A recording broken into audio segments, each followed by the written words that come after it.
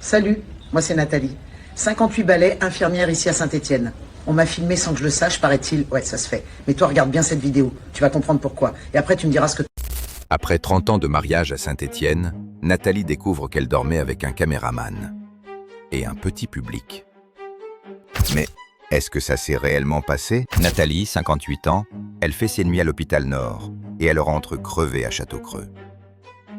Son mari, Jean-Marc, 61 ans, il traîne en pantoufles, il fait le café, il fait comme si tout roulait.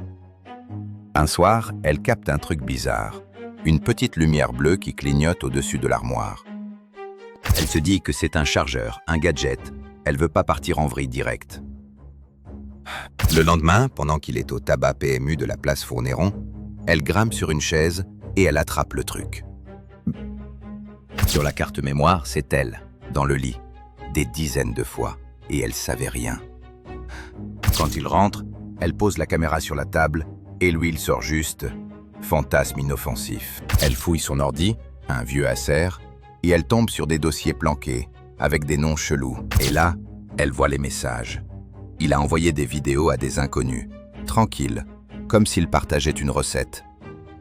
Elle le confronte, il dit qu'il a jamais montré son visage, comme si ça réglait tout.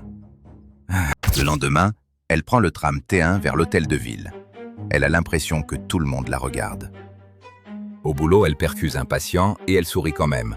Mais dedans, c'est juste vide. Elle rentre, elle enlève la housse de couette et elle met un drap sur le canapé, juste pour pas retourner dans leur lit.